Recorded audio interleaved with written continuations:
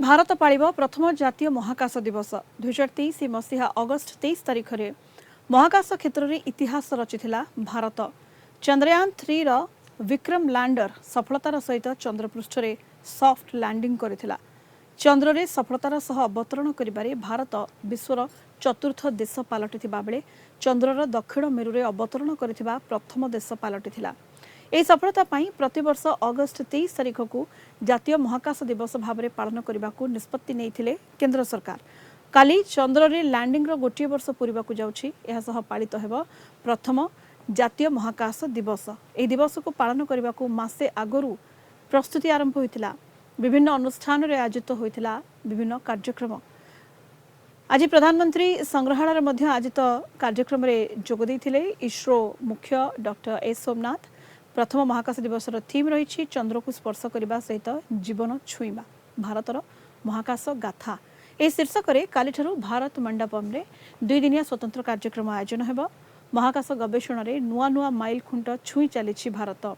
Chandrayaan Aditya mission पर एवं गगनयान लक्ष्य रे भारतीय महाकाश गवेषणा संस्था participatory function of making moon colonies and such exhibits by the students. So I came to be part of their celebration today as the National Space Day celebration. It's happening everywhere across the country at institutions, establishments. So at New Delhi, on the run-up, I am here to be part of it and to congratulate them to get energized, charged by their enthusiasm. अधिक आलोचना करबा वरिष्ठ वैज्ञानिक doctor Chittaranjan मिश्र आम सहित जोड़ी होती वर्तमान फोन लाइन। डॉक्टर मिश्र आपण को आलोचना को स्वागत करने को चाहिए। काली भारत पालिबा को जाउछि प्रथम जातीय महाकाश दिवस। महाकाश गवेषणा क्षेत्र में जेते बाट देश आगे आसी जदि आहुरी आहुरी आग को लंबा रास्ता बाकी रही किंतु जेते उपलब्धि हासिल करिछि ये ताकू सेलिब्रेट करिवार दिन बोली आमे कहि परिबा। डॉक्टर मिश्र निश्चित भाव ये गोटे अद्वितीय सफलता भारत साउंटी अगस्ट 23 2023 गोटे रेड लेटर डे। आम पाखे जातीय विज्ञान दिवस थिला, आम पाखे जातीय टेक्नोलोजी दिवस थिला, जातीय महाकाश दिवस आम पाखे नथिला। ये गोटे फर्द जोड़ी है जातीय महाकाश दिवस एवं एटा वर्षक तलु माननीय प्रधानमंत्री घोषणा करते गोटे वर्ष पूर्व। ये गोटे बहुत बड़ कथा। द्वितीय कथाटी हूँ आगामी आगामी काली आ गोटे घटना घटो दिल्ली रे।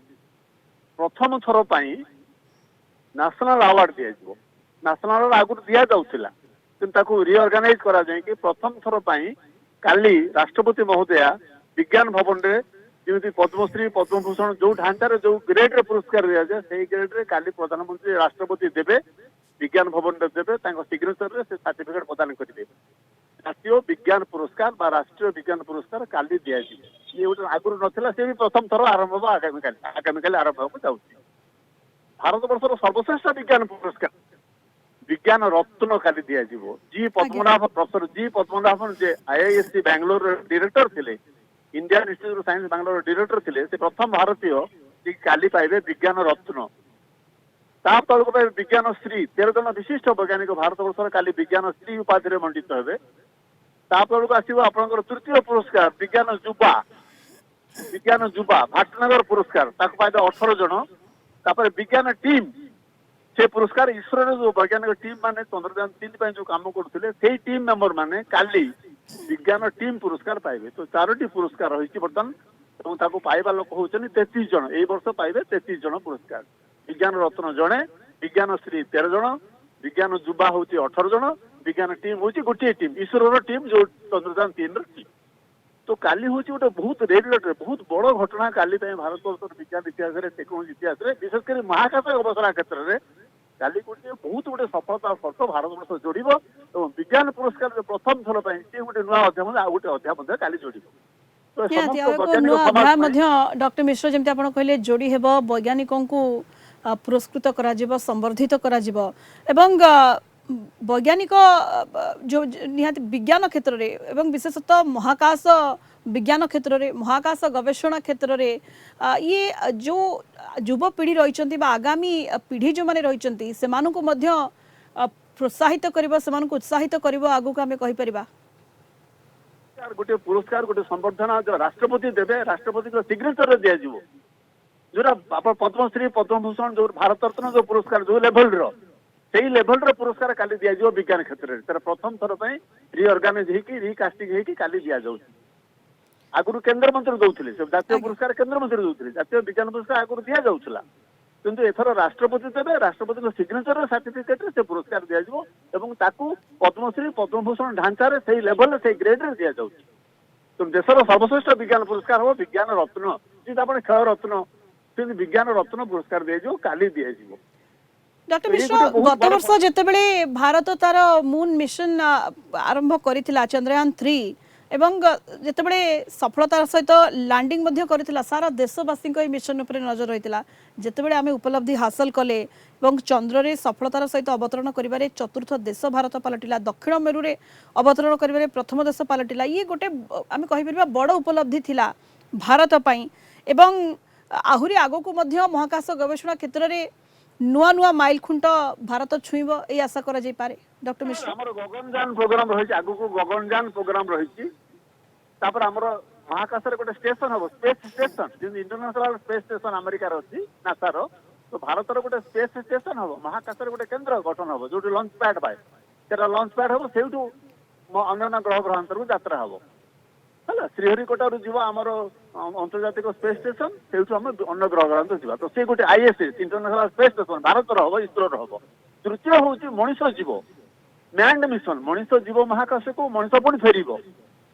ये तीनोटी कार्यक्रम आगु को रही। गोटे है गगनयान कार्यक्रम जोटा 400 किलोमीटर ऊपर को जीव, चंद्र आम पृथ्वी आपर घूर, पृथ्वी कक्षपथ घूर फेरी आसो। हाँ, तो गोटे है चंद्रयान मिशन, गगनयान मिशन, गोटे है मैंड मिशन जो महाकाश को जीव, चंद्र को जीव, चंद्र जाए मनुष्य लैंड कर से कथा रही, गोटे प्रोजेक्ट रही। महाकाश में गोटे केन्द्र गठन कर इसरो तरफ गोटे राष्ट्रीय केंद्र इंटरनेशनल स्पेस स्टेशन ढांचारे आमर गोटे महाकाश केंद्र हम। ये तीनोटी बड़ बड़ परियोजना आगु को रही। तो डॉक्टर मिश्र आमे कहि परिबा जे महाकाश रे आगो को नुआ सुपर पावर भारत हेबा को जाउछि। निश्चित भावे आमे ऑलरेडी सुपर पावर हे सारिलुनी। आमे वर्तमान विश्वर चतुर्थ राष्ट्र जे सॉफ्ट लैंडिंग करिछु, विश्वर प्रथम राष्ट्र जे दक्षिण मेरु रे पहुंचीछु। ये ऑलरेडी आमे सुपर पावर हे सारिलुनी, ऑलरेडी सुपर पावर भावे परिगणित होउछु। खाली महाकाश गवेषणा क्षेत्र नुहे, आप स्पेस रिसर्च छाड़ले मत आप डीआरडीओ क्षेत्र देखिए, न्यूक्लियर पावर क्षेत्र आज न्यूक्लियर पावर क्षेत्र आम पंचम राष्ट्र। आम परमाणु बोमा जो आम पोखरान 2 जो होता, पोखरान 1 पोखरान 2 जो होता, जो वाजपेयी थे प्राइम मिनिस्टर, से आम नेशनल टेक्नोलोजी डे पालन करूँ मे 11 1998 रु।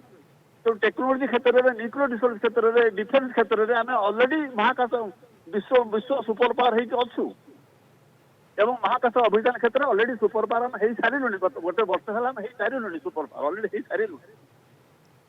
निहाती भाव जमी डॉक्टर मिश्र कहले जे सुपर पावर भारत हो सारी महाकाश रे एवं महाकाश गवेषणा क्षेत्र में नुआ नुआ उपलब्धि हासिल कर चली, नुआ नुआ माइल खुंट छुई चली भारत एवं आसंता काली भारत पालिबा को जाउछि प्रथम जातीय महाकाश दिवस। काली चंद्र रे लैंडिंग रो गोटे वर्ष पूरीबा को जाउछि एवं एहा सहित पालित हेबो प्रथम जातीय महाकाश दिवस।